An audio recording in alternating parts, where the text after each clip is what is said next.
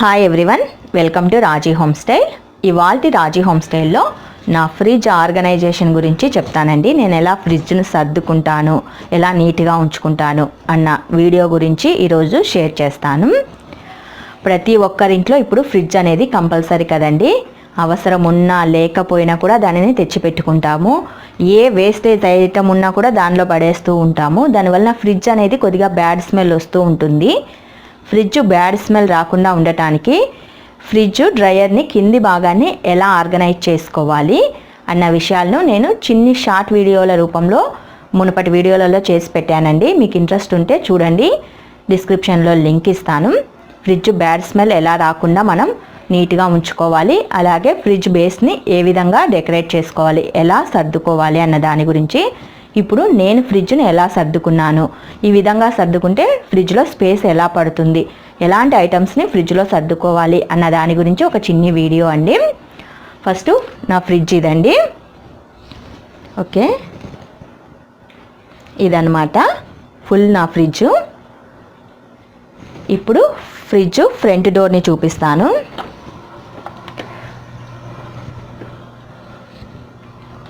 ఇది వచ్చేసి నా ఫ్రిడ్జ్ ఫ్రంట్ డోర్ అండి. ఓకే, మీకు ఫుల్గా కనిపించట్లేదు. ఓకే, ఇది ఫ్రిడ్జ్ ఫ్రంట్ డోర్ అండి. ఇదనమాట. ఇక్కడ నేను ఎగ్స్ను పెడతానండి. ఎగ్స్ను వాడంగా అయిపోగానే క్లీన్ చేసేస్తాను. ఈ ప్యాడ్ ఉంటుంది కదా, దాన్ని తీసేసి క్లీన్ చేసేసుకోవాలి అయిపోయిన వెంటనే, ఉంటే సర్దుకోవచ్చు. ఇది వచ్చేసి లిప్ బామ్ అండి. నేను ఇంట్లోనే బీట్రూట్తో లిప్ బామ్ని తయారు చేశాను. ఇది పిల్లలు నైట్ టైం లిప్స్కి యాడ్ చేసుకుంటూ ఉంటారు, పెదవులు అనేవి పగలకుండా ఉండటానికి.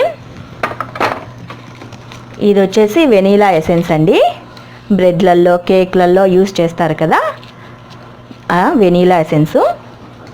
ఇలా ఆవిరికి ఇది ఎక్కువగా ఆవిరి అయిపోతూ ఉంటుంది కాబట్టి నేను ఒక పేపర్ పెట్టేసి రబ్బర్ బ్యాండ్ వేసేసానండి, డ్రై అయిపోకుండా ఉండటానికి. ఇది తొందరగా ఆవిరి రూపంలో అయిపోతూ ఉంటుంది కాబట్టి ఇలా పేపర్ పెట్టేశాను.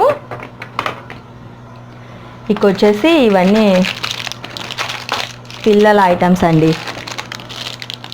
ఇదంతా వేస్టేజ్ ఐటమ్. ఇవి వచ్చేసి జ్యూస్లు అండి,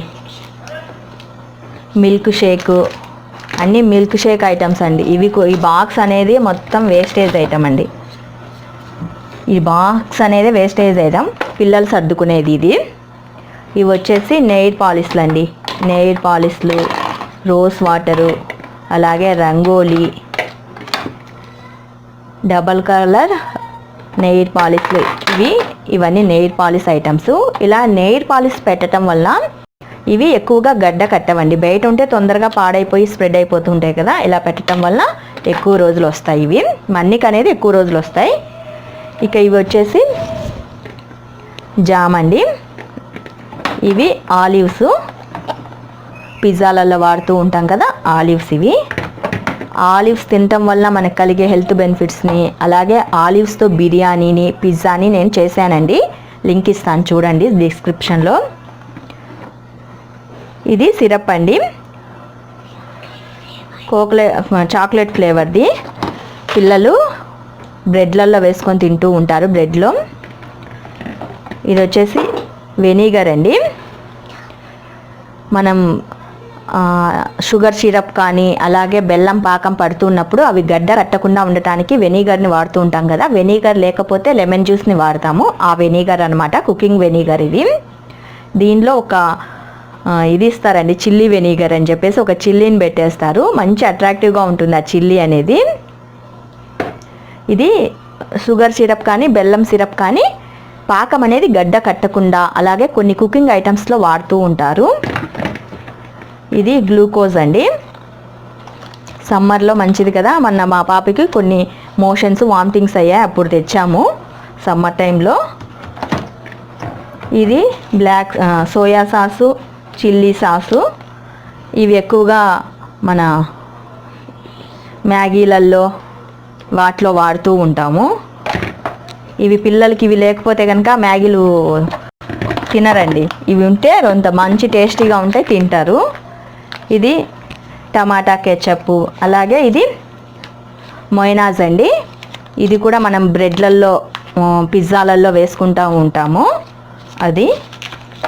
ఇది కూడా టమాటా కెచప్. ఇవి ప్రస్తుతం పిల్లలు ఉన్న ఇంట్లో ఇవి మాత్రం ఉండాలి కంపల్సరీగా. ఇవి లేకపోతే కనుక ఫుడ్ ఐటమ్స్ బాగోవన్నమాట. ఇక కిందికి వచ్చేస్తే ఇది జ్యూస్ అండి, సమ్మర్ కదా, మాజా. ఇది వాటర్. ఇది వచ్చేసి నన్నారే అండి. సమ్మర్లో నన్నారే ఎక్కువగా తాగుతూ ఉంటారు కదా, మా ఆయన తెచ్చుకున్నాడు ఇది. దీంట్లో కొద్దిగా లెమన్ జ్యూస్ యాడ్ చేసుకొని, షుగర్ యాడ్ చేసుకొని మనం మంచి కూలింగ్ వాటర్ కానీ ఐస్ క్యూబ్స్ కానీ వేసుకొని నన్నారే చేసుకోవచ్చు.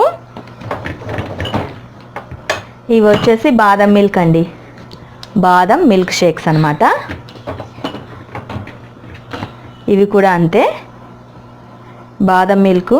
ఇది చెర్రీ ఫ్లేవర్స్ అన్నమాట. ఇది ఒక రకమైన ఫ్లేవర్, ఇది ఒక రకమైన ఫ్లేవర్, అంతే. ఈ ఐటమ్స్ నాకు అస్సలు పనికిరావండి. ఇక కింది భాగానికి వచ్చేస్తే ఇది వచ్చేసి అంతా వెజిటేబుల్స్ అండి, కూరగాయలు. ఇది వచ్చేసి బెండకాయ, మొటికాయ, టమాటా, క్యారెట్, ఇవేనండి. ఎక్కువగా ఏం లేవు. సాటర్డే వస్తేనే కూరగాయలు ఫుల్గా ఉంటాయి. సాటర్డే అయిపోయిన వెంటనే కూరగాయలు తరుగుతూ వస్తాయి. ఎక్కువ ఏం లేవండి. ఇదంతా వెజిటేబుల్ బాక్స్ అనమాట. ఏమున్నా నేను వెజిటేబుల్ బాక్స్ని ఇలా కవర్లో పెట్టుకున్నామంటే డ్రై అయిపోకుండా నీట్గా ఉంటాయి. ఇక కింద డ్రైయర్కి వస్తే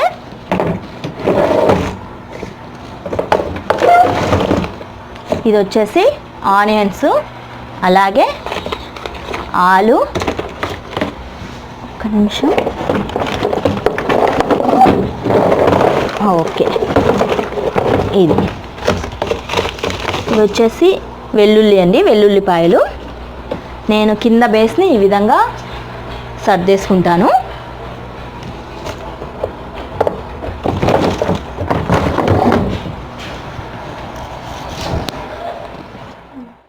మా ఫ్రిడ్జ్కి ఎక్స్ట్రాగా ఏంటంటే ఇది వచ్చిందండి, వెజిటేబుల్స్కి సపరేట్గా వచ్చిందనమాట.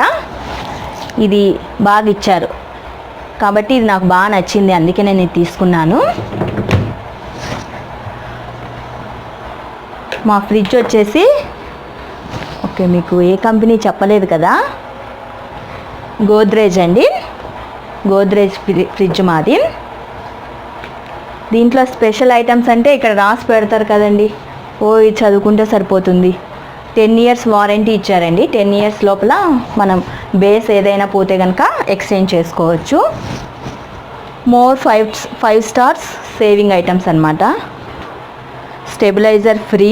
దీనికి స్టెబిలైజర్ అవసరం లేదండి. స్టెబిలైజర్ అవసరం లేకుండానే ఆటోమేటిక్గా పవర్ని తీసుకుంటుంది. అది అవసరం లేనప్పుడు పవర్ని తీసుకోదనమాట.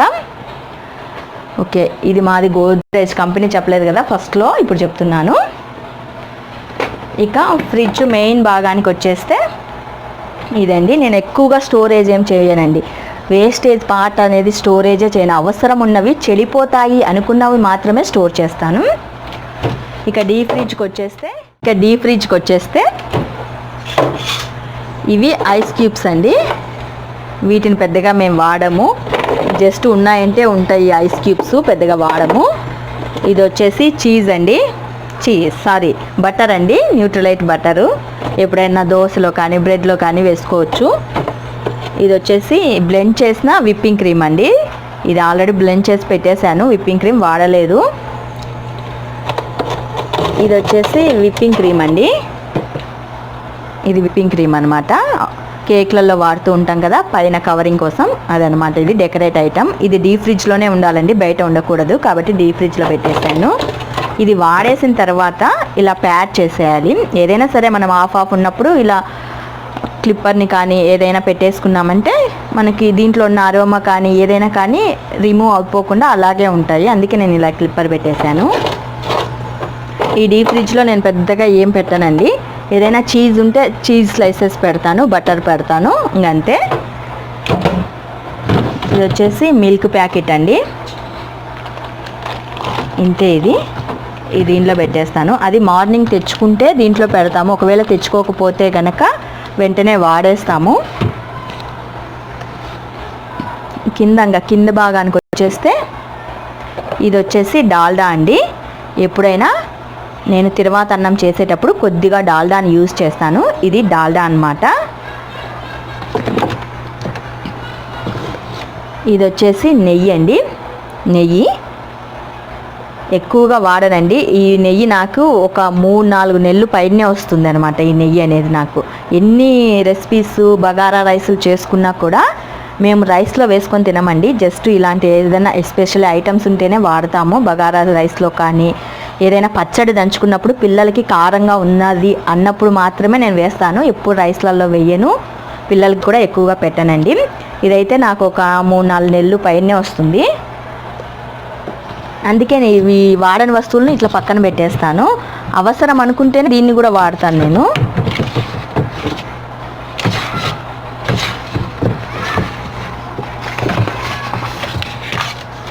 ఇవి వచ్చేసి టూటీ ఫ్రూటీస్ అండి.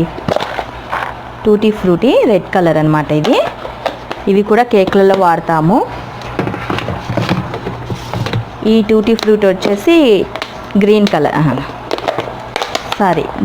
అండి. అవి రెడ్, ఇవి గ్రీను. సపరేట్ చేసి పెట్టాను బాక్స్లో. ఇవి కూడా తెచ్చి చాలా రోజులైందండి. ఎప్పుడైనా అవసరమైతేనే వీటిని వాడతాను. ఈ డాల్డా, నెయ్యి, టూటీ ఫ్రూటీ, చీజు, బటర్ ఇవన్నీ మా ఇంట్లో తక్కువే అండి, ఎక్కువగా వాడము. ఇది వచ్చేసి బ్రెడ్. ఈ బ్రెడ్ వచ్చేసి ఒక 4-5 డేస్ వరకే అండి. నేను నిన్ననే తెచ్చాను, అందుకే ఇలా ఉంది. ఈవినింగ్ రేపటికల్లా ఇది అయిపోతుందండి.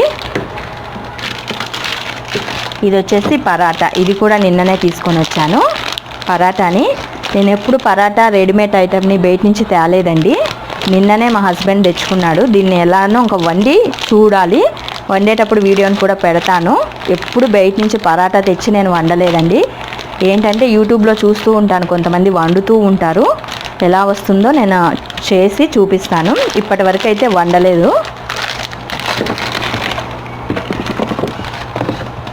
ఇది వచ్చేసి పుదీనా అలాగే కొత్తిమీర అండి. పుదీనా వాడిపోయింది, పైన ఇట్లా పేపర్ వేసుకోవాలి. పుదీనాని అలాగే కొత్తిమీరని అలాగే ఈ కరివేపాకు వీటిని స్టోర్ చేసుకునేటప్పుడు కింద పైన ఏదైనా పేపర్ వేసుకొని స్టోర్ చేసుకున్నామంటే ఎక్కువ రోజులు వస్తుంది. ఈ సమ్మర్లో 1 వీక్ అంటే ఎక్కువ రోజులు ఉండట్లేదండి. ఫ్రిడ్జ్లో పెట్టినా కూడా అవి తొందరగా వాడిపోతూ ఉన్నాయి.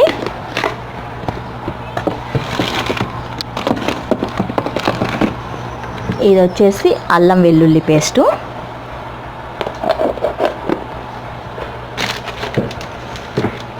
ఇది వచ్చేసి జామ్ బాక్స్ అండి. గులాబ్ జామున్. ఇది వచ్చేసి పిల్లలు ఎప్పుడు తింటూ ఉంటారు. నేను ఫ్రిడ్జ్ ప్యాడ్స్ ఉంటాయి కదండి, అవేమీ వాడలేదండి. మీకు చూపిస్తాను చూడండి.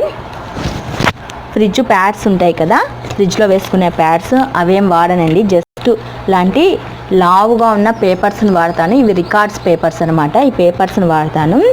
ఏదైనా పడినప్పుడు ఈ పేపర్స్ తీసి పడేసి వేరే పేపర్ వేసుకుంటూ ఉంటాను, అంతే.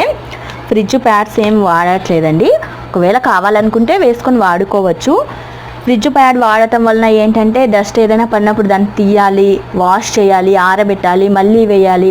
ఇదంతా పెద్ద ప్రాసెస్కి అని చెప్పేసి నేనేం తీసుకోను. ఇలాంటి పేపర్స్ వేస్తాను. ఇవి ఏవైనా ఖరాబ్ అయితే తీసేసి మళ్ళీ వేరే పేపర్స్ వేసుకుంటాను. ఓకే, ఇవన్నీ ఇది ఇలా. ఇది వచ్చేసి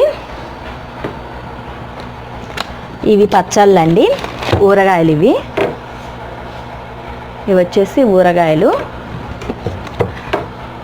ఇది వచ్చేసి రెడ్ చిల్లీ ఊరగాయ. ఇది వచ్చి మ్యాంగో ఊరగాయ.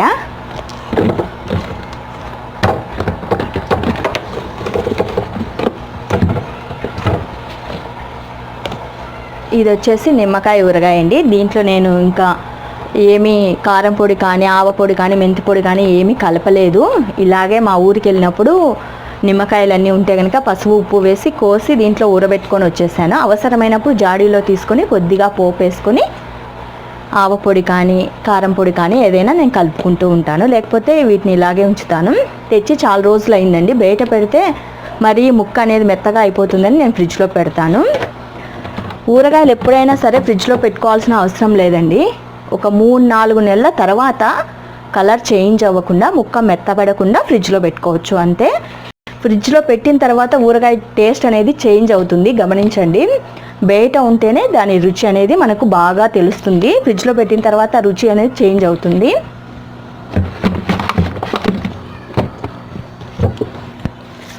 ఇది వచ్చేసి డేట్స్ అండి, పిల్లలు తినటానికని డేట్స్ అనమాట. డైలీ ఏదో ఒకటి కానీ అట్లా కానీ తింటారు, ఉంటేనే తింటారండి. అయిపోతే కనుక మళ్ళీ 1 మంత్ అట్లా గ్యాప్ ఇచ్చేసి మళ్ళీ ఎప్పుడో ఒకసారి మా హస్బెండే తెచ్చుకుంటాడు, నేనేం తీసుకురాను.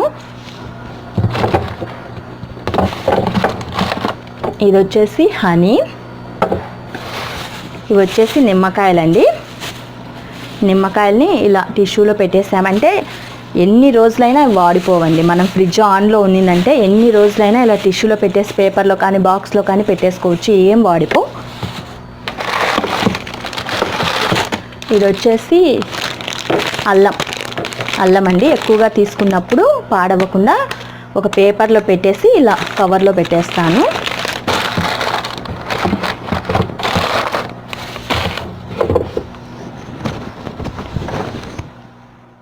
కింది బాక్స్కి వచ్చేస్తే ఇది వచ్చేసి మజ్జిగ అండి. సమ్మర్ టైం కదా, బయట నుంచి మా ఆయన ఎండకు వస్తాడు, అప్పుడు వాటర్ కానీ మజ్జిగ కానీ ఏదో ఒకటి తాగుతూ ఉంటాడు. నేను కలిపి పెడతాను, దీంట్లో కొద్దిగా సాల్ట్ వేసి పెడతాను అంతే, ఏం కలపనండి. మజ్జిగ సాల్ట్ వేసి పెడతాను. ఇలా చేతికి అందుబాటులో ఉంటే వెంటనే తీసుకొని తాగుతారు కదా, అందుకనే ముందరే పెట్టేస్తాను. ఇది వచ్చి పెరుగు అండి, నిన్న పేరేసాను, బయట ఉంటే పులుపు వస్తుందని ఇట్లా పెట్టాను. పెరుగు ఎప్పుడైనా సరే ఇలా మూతను పెట్టుకోండి, లేకపోతే కనుక ఆ ఫ్లేవర్, పెరుగు ఫ్లేవర్ అనేది మనకు తినేటప్పుడు పెద్దగా అనిపించదు. మూతలు పెట్టుకున్నామంటే మంచిగా ఉంటాయి. ఇది వచ్చేసి క్యారెట్ పల్ప్ అండి, క్యారెట్ పేస్ట్ అనమాట. ఫేషియల్కి నిన్న ఫేషియల్ చేశాను, అప్పుడు మిగిలింది, నెక్స్ట్ ఫేషియల్కి యూజ్ అవుతుందని పెట్టాను. ఇవి వచ్చేసి పచ్చిమిర్చి. ఈ పచ్చిమిర్చి ఆనియన్స్ అనేవి నాకు చేతికి అందుబాటులో ఉండాలండి, అప్పుడే నాకు పని అనేది తొందరగా అవుతుంది. లోపల పెట్టేసామంటే అవి తీసుకొని వంగి తీసుకోవడానికి టైం వేస్ట్ అనిపిస్తుంది. చేతికి అందుబాటులో ఉండాలి, అందుకే నేను ఇట్లా ఫ్రంట్లోనే పెట్టుకుంటాను. అవసరం లేనేటివి లోపల దొబ్బుతాను, అవసరం ఉన్నవి ఫ్రంట్లోనే పెట్టేసుకుంటాను.